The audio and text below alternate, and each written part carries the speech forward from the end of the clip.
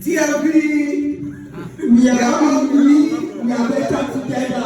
TLP, we are all unique, we are better together. Yes, we are all unique and we are better together. The name of our party is the future is bright. I want to welcome every one of you this evening to this great occasion. You see, before we release our manifesto, seeing very fast how our country is in the dear need of good leadership, there is no how we could just dabble into that if we don't first of all give special credence to our documents. And before we can open our papers, we want our senior comrades, and please, you all are going to stand up in respect to the opening of our green paper. It's very, very special, representing our party, representing our dear nation. Please, I want every one of you to stand up. Yes, please stand up. As our senior comrades will help us to open the special paper that we have before I can read it. Please, thank you as you stand up. Thank you, sir. Yes, sir. Thank you very much. Thank you. Please, you can have a seat now. Thank you. That's the best way before we can read what we have as our manifesto. You know, in this party, the name of our party is the future is bright. They may not be light now, but the future is bright. They may not be good job now, but the future is bright. We want to tell you that things are going to change. You see, we are all we need. And we are all better together. There is no how you can make it without me. And there is no how you can make it without you. Your brother next to you, we need your help. And so we want to say that when there is unity, this as our manifesto force, we can achieve a big goal so rapidly. You saw ants. When we sat down and we talked, we brainstormed over here, we said, we saw how ants gathered and assembling themselves together. They can provide food for themselves when there is drought. When there is none, they can still get to better to what they want to achieve. They can even build their own mansions. So we are all that we need together. Every one of us here is useful. We have all that we need to realize that. And then, since I have just read the manifesto, my honorable comrade, the man full of all knowledge will now help us to read how we're going to achieve that. Thank you, sir. Okay, we brainstorm. We all know Nigeria is a diverse country with a lot of natural resources and people of different ideas, different philosophy, different tribes. So, since we are better together, what we aim to achieve is to make sure all our resources, all our wisdom, everything we have, we all work together as one. So in the north, the food in the north is for everybody in Nigeria. The oil in the southwest, in the south is for everybody in Nigeria.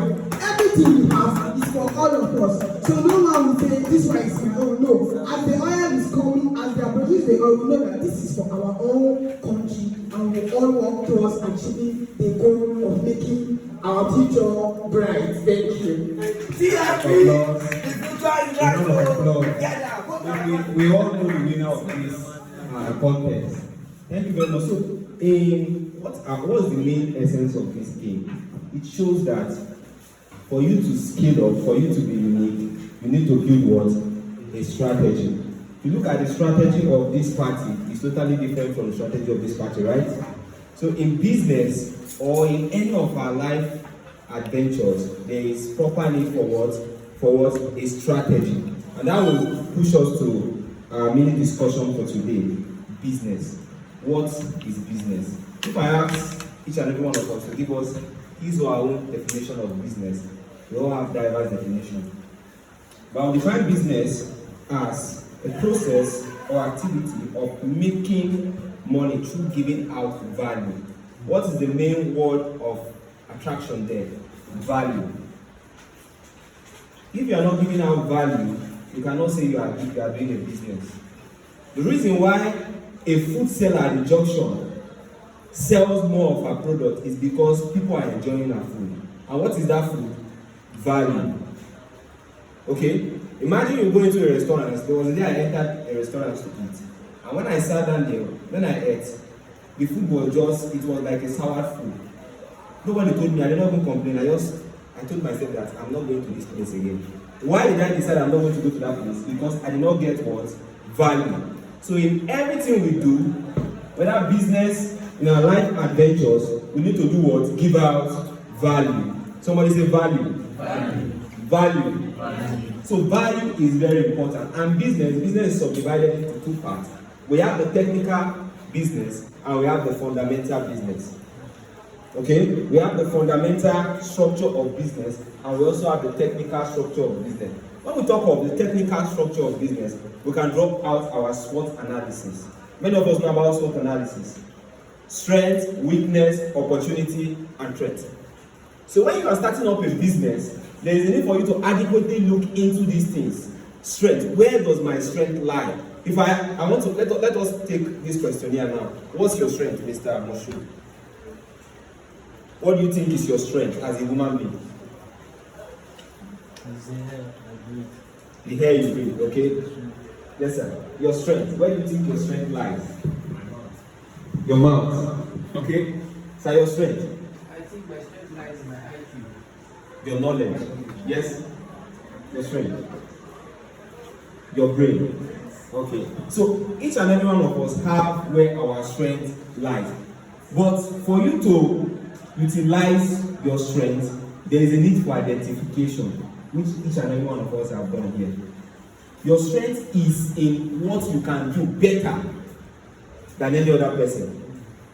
So in business, there is a need for you to identify what I can do that nobody else can do. You don't need to be the smartest to succeed. You don't need to be the wisest to succeed.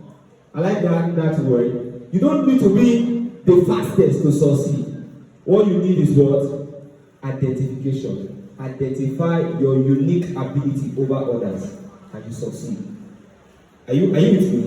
Am I giving value at all? So SWOT analysis shows us our strength, our weakness, the opportunity before us, and the threat. So what is the weakness in your context? What is your weakness? Your weakness, you are not fast, you are not smart. It's not a sin. Being not smart is a sin. Are you the one that creates yourself? You're not the one that creates yourself. So, but you are to silence your what? Your weakness. Push up your strength. It's just like planting a seed. When you are planting, grass is growing around it, right? So what do? You weed out the grass and you allow your plant grow, right? So you have to weed out your weaknesses and allow your strength grow. So what are the opportunities before us? Who are your targeted markets? Who are your targeted audience? Opportunity. You get to a location, you discover that this thing is missing, and you say, wow, I can produce this. There was a story of an Indian, an American that went to a local place in India. And when he got there, he saw that people were walking barefooted.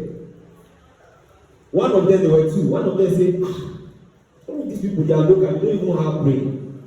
Look at them, they are walking barefooted. One look at it and say, wow, these people are walking barefooted. I wonder if I go back to America, get cheap footwear, bring it here, and sell. What are the two differences between these people? This person was seeing faults in what was happening, but this person picked up his opportunity in the whole context.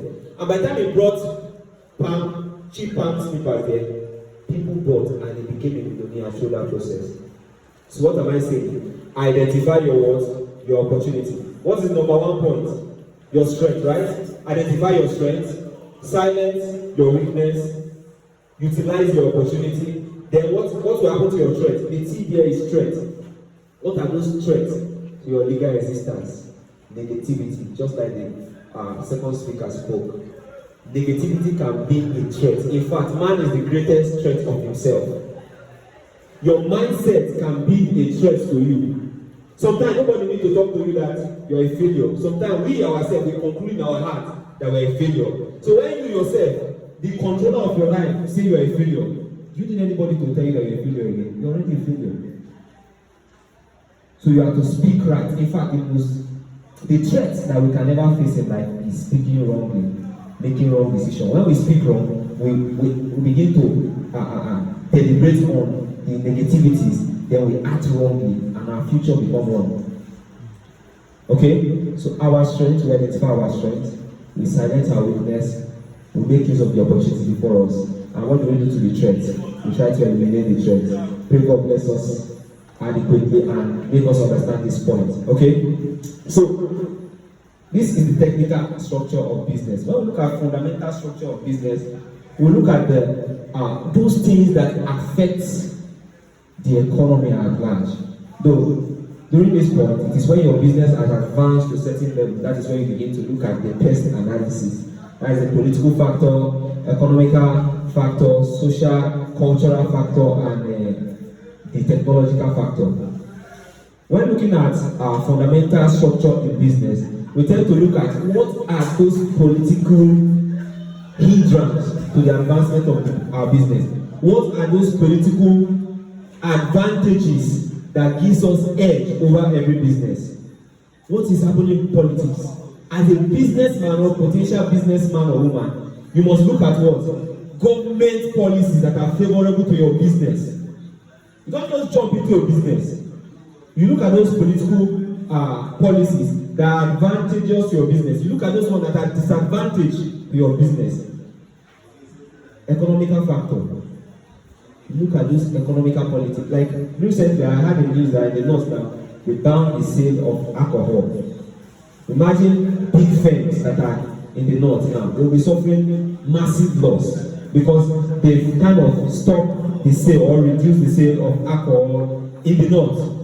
So look out for those political factors, those economical factors, those social factors. What are people saying about your business?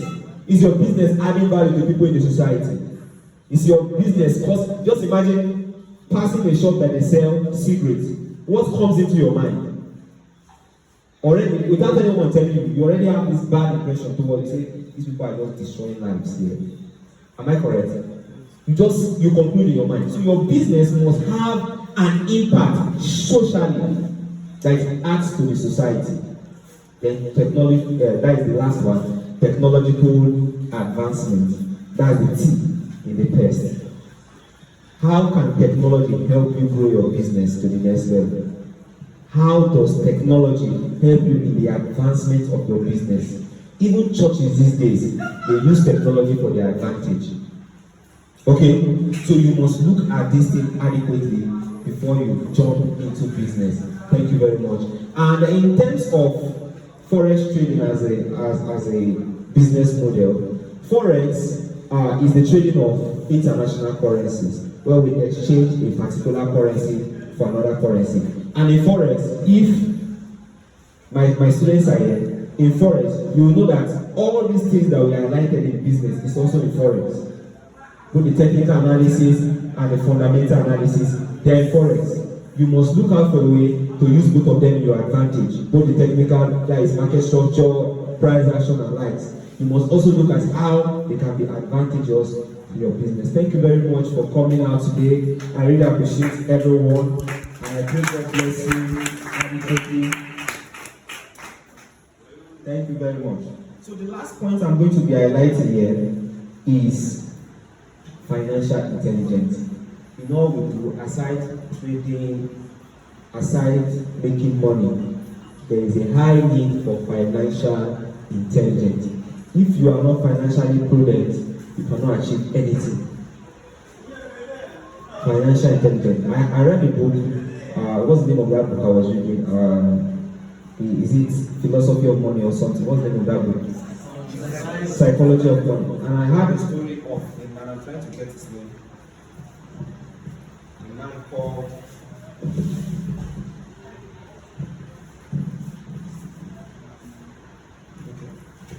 A man called Ronald Reed in that book. He was an American and a philanthropist. This man was a cleaner. Sometimes financial intelligence is not about what you do. It's not about what you do with what you have. This man, Ronald Reed, is American. He's a cleaner and he works in a gas station. You know, in America, you can do 2 different jobs. He was working in a gas station, and every money he earned, he saves certain percent of that money daily. At the end of the day, when this man retired, he built a 2-bedroom flat. And that was where he stayed. He died at the age of 92. He died there. When they checked his account statement, his balance, they saw that he willed $2 million to his grandchildren. And he donated some percentage of that money to the local library and the local hospital where he stays. Nobody believed that man has $2 million in his account. But there's another man, his name is Richard, in America also. At a very young age, Richard went to the best school in America. He studied the best course in business. He had money, he made money, he made up to $8 million. And when Richard got to a point in life, he built a very big house that has 11 bedrooms. 11 bedrooms where you can take a bed. He built 2 swimming pools in that same house. And he built, I think, 12 sitting rooms in just the house that only he is living. And at the end of the day, inflation went high. Maintenance, cost of maintaining that house went high also. He had to borrow money to maintain the house. In less than 3 years, Richard went broke from being a wealthy man. In fact, he was in the Times in the US. That is, he was very known, he was known. But he went broke in 3 years or 2 years, thereabout. In these two people, which of them is more financially intelligent? Is it the first one or the second one? First one or second one? So, as an individual, we must know how. It's not about making money. We must know how to invest money. We must know how to keep money. We must cultivate it as a what?